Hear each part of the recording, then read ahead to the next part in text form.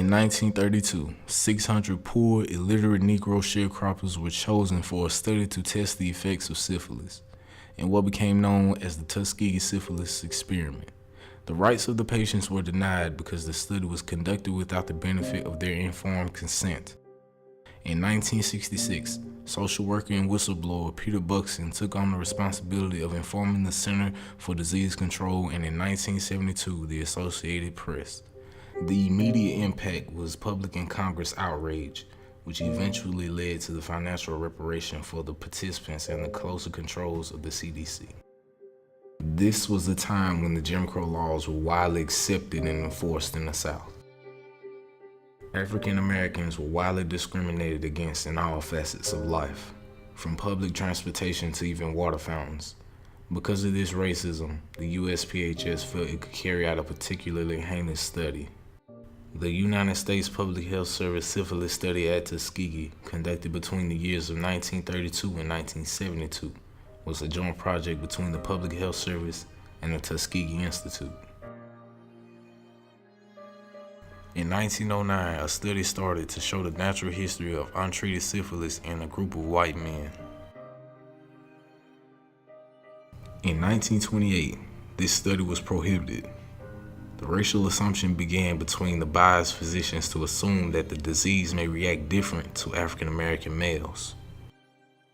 This study was to record the natural history of syphilis in hopes of justifying treatment programs for blacks. But in 1931, Rosenwald's funds to start the study were cut due to the economic depression caused by the stock market crash in 1929. Dr. Taliaferro Clark and Dr. Raymond H. Vonderlehr decided to continue the study to show the need for treatment for blacks. The physician who accepts for treatment a patient with syphilis assumes a very definite public obligation. When you accept a patient, you should likewise accept the responsibility of assuring yourself that he completes the treatment schedule. 1932, Macon County, Alabama. It is home to the Tuskegee Institute, a historically black college in towns that are highly populated with poor farmers. 90% of them are black. Poor and illiterate Negro male sharecroppers who were seeking medical attention were targeted to be used in this study, since 36% of the black population was infected with syphilis. So this became a gateway for the doctors to use and execute this study. The tactic that was used to acquire those men was a promise of free medical examination, free meals, and burial insurance.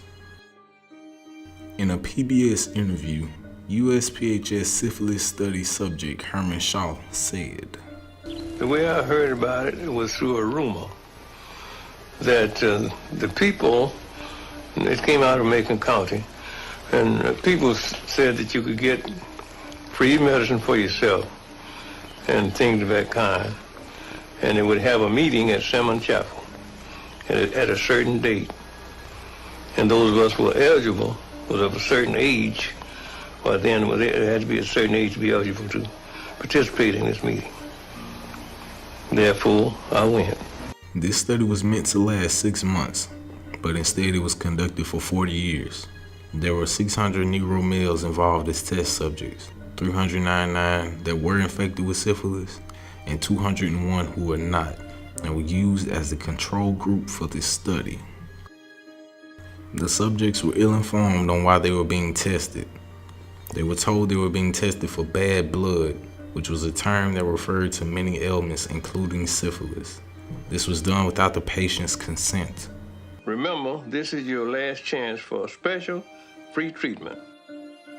While the United States Public Health Service syphilis study at Tuskegee was still going on, there was a similar study that started in 1946 in Guatemala. The major difference between these two studies was that the Guatemalan subjects were infected with syphilis by the United States Public Health Service.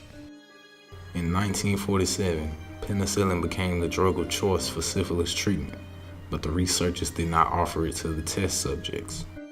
May hold for penicillin therapy, we physicians already have in our hands weapons which, with proper medical usage, should enable us to reduce materially the amount of venereal disease in the United States. Although the black males in Macon, Alabama did not receive penicillin, the subjects that the USPHS infected with syphilis in the Guatemalan study were given penicillin to cure their syphilis in 1948. No matter where the study subjects went to, the government followed them, so no other health center would treat the subjects. They were just given the same treatment, told the same thing as always. They had bad blood. When I got there, I saw a lady, a nurse pacing through the camp, talking about she was disturbed and thinking she'd been looking for someone that wasn't supposed to be there. And they gave me breakfast and put me on the bus and sent me back to town. I said, you didn't supposed to be here. I said, you're in Macon County Clinic. One of the remarkable aspects of the study was the lengths to which the Public Health Service went to ensure that the men never received treatment. For 40 years, this lack of treatment went on, and in July 1972, the Associated Press exposed the Public Health Service's actions with the Tuskegee study, and it created an outrage in the public. The project was finally brought to a stop in 1972 when Peter Buxton, a 28-year-old employee of the Public Health Service at the time, told the story of the USPHS syphilis study at Tuskegee to an Associated Press reporter. Buxton was a venereal disease interviewer and investigator for the Public Health Service, who had been attempting to raise the issue within the Public Health Service since 1966. Despite his protests, the experiment was still being carried out when the story appeared on the front pages of the newspaper around the country. Of 399 test subjects, 74 test subjects survived. 28 had died of syphilis. 100 died of related complications.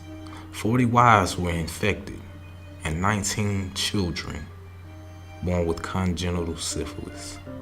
After most of the participants died, a group of survivors led by Charlie Pollard began to gather information to put together a lawsuit against the doctors who performed the medical experiment and the federal government who had financially supported the project.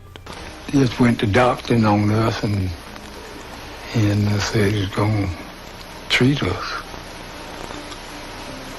They just said bad blood.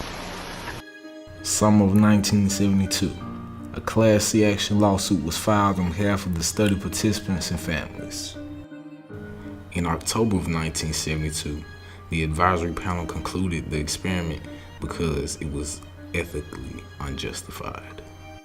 Mr. Fred Gray was an attorney for the case, who was also notorious and victorious in other cases such as Browder versus Gale. Due to Mr. Gray's experience, the lawsuit ended in 1973 with the victory for the participants, and they were collectively awarded $10 million to split between the living syphilitics and families of the deceased. 1 month later, the Assistant Secretary for Health and Scientific Affairs announced the end of the syphilis study. This exposure from the Associated Press made the Assistant Secretary for Health and Scientific Affairs create an ad hoc advisory panel to review the study. The advisory panel had stated that the test subjects had agreed to be examined and treated, but there was a lack of evidence that they were informed of the syphilis study. The study led to reforms to improve the national health services, such as the National Research Act of 1974. The act created the National Commission for the Protection of Human Subjects of Biomedical and Behavioral Research. They were charged to identify basic ethical principles that should underlie the conduct of research involving human participants and to develop guidelines, which should be followed to assure that such research is conducted in accordance with those principles. Also, there was the President's Commission for the Study of Ethical Problems in Medicine and Biomedical and Behavioral Research, the National Bioethics Advisory Commission, and the President's Council on Bioethics. On May 16, 1997, President Clinton apologizes on behalf of the nation. The people who ran the study at Tuskegee diminished the stature of man by abandoning the most basic ethical precepts. They had the power to heal the survivors and all the others, and they did not. Today, all we can do is apologize. Only you have the power to forgive.